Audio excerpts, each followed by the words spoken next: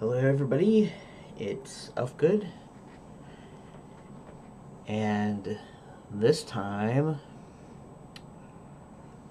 let's see, what do I want to do this time?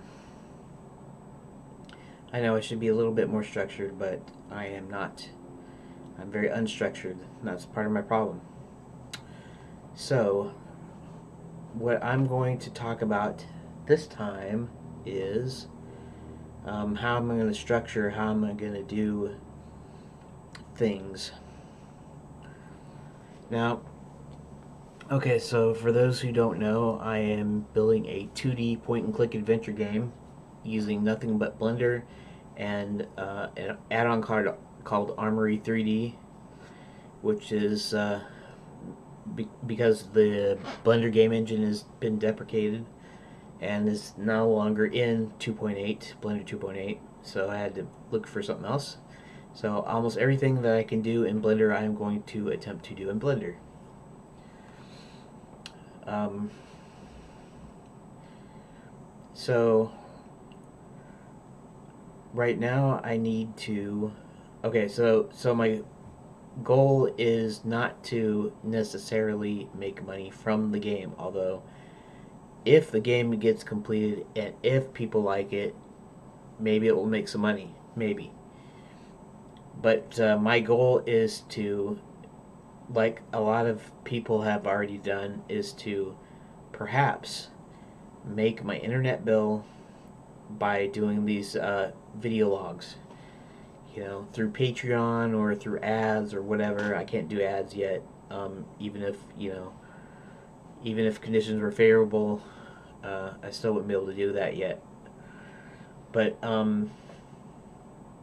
so it kind of takes the pressure off to actually get a game done in a certain time period to make money.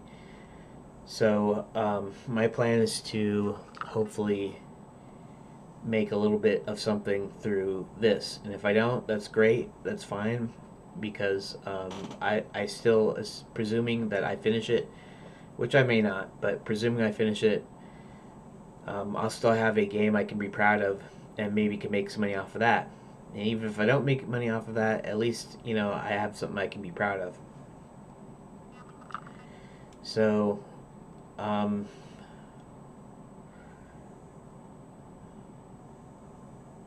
now I have to, I'll come up with like this very, very, very loose schedule. Not really a schedule, but some sort of time commitment thing where I set a kind of a deadline. And by kind of, I mean it's not going to be hard, fast, and subject to change. And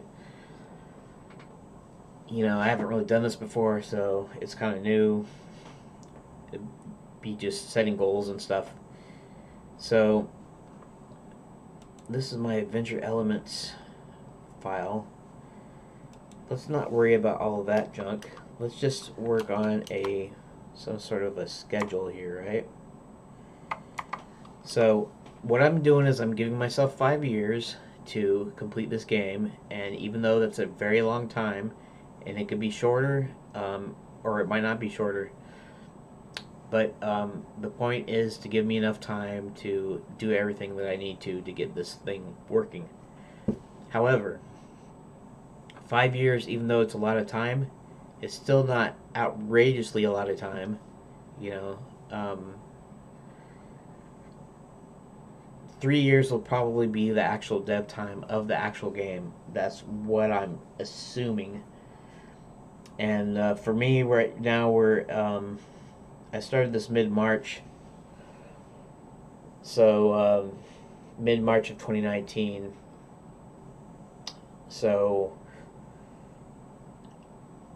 I haven't got but a couple of weeks on this so far that I've actually, actually worked on the game.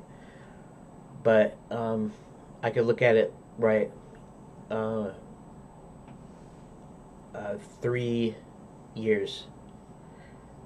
I'd say I give the actual dev time 3 years, and then the extra couple of years are for miscellaneous things. One is actually just going over time, or stuff like marketing or business stuff, or just whatever, what are all the ancillaries to making a game is. So the 3 year deadline is actually going to be for the game itself. Each of the parts, not each of the parts taking 3 years, but 3 years split among what, 5. So I'm gonna put that. I'm gonna say 5 year time frame for the whole game to be done. 3 years for the game itself, and the rest for we'll do it like this: 2 years for ancillary testing, marketing, web, etc. Okay, so presuming that the extra 2 years will be for extra. Now it could change. It might take longer than 3 years here. It might be shorter, and thus the whole game might be shorter. I don't know. Because I don't have a whole lot of time every day to use for this. So let's go ahead and why don't we set a date? We're actually going to set a real goals here, so they can kind of be actionable, at least to shoot for. They can always change, right? So let's shorten that 3 year time period to. Is that how I want to do it? I want to shorten it. 3 years for the actual game to take, but 1.5 years for what? What do I need to do here to set some reasonable deadlines? So we got 5 parts, so we're gonna have to. It's kind of weird, right? Because 5 doesn't divide by, evenly into 12, or 5 doesn't go evenly into 12, or something like that.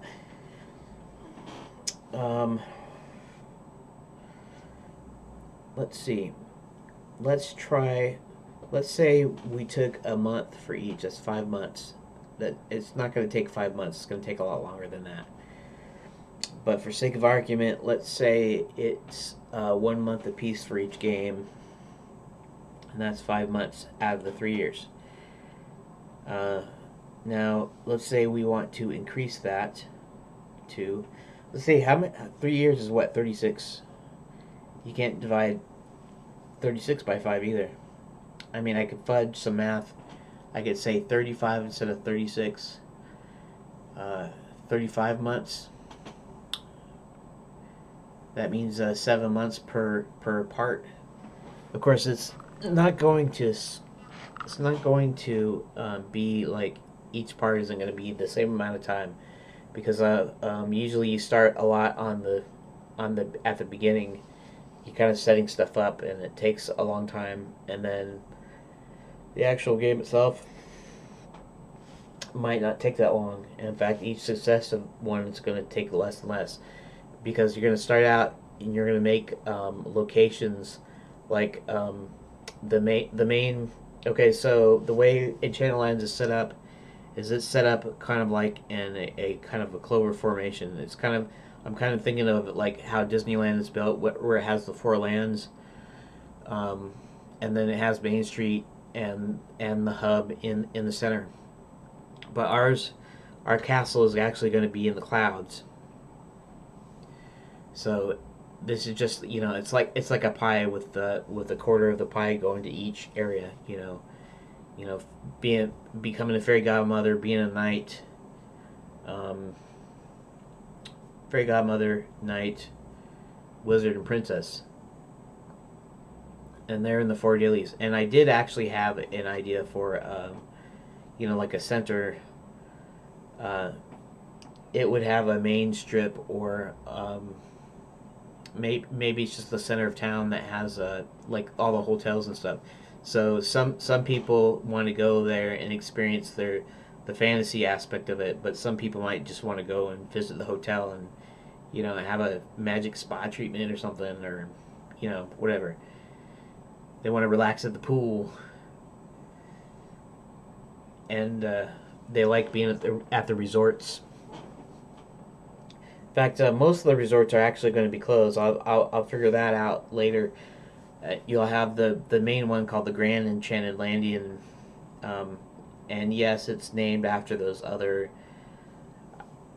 ones from other parks. But it's supposed to be kind of a joke. The Grand Enchanted Landian is the big one, and in actuality, I'm not sure that it will be open or not. It might not be open. It might be being used as a base of operations too, for that matter.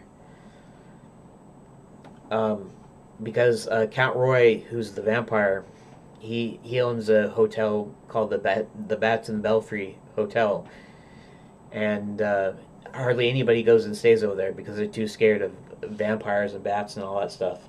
And really, he's just a nice guy. He's trying to make a living, and it doesn't work.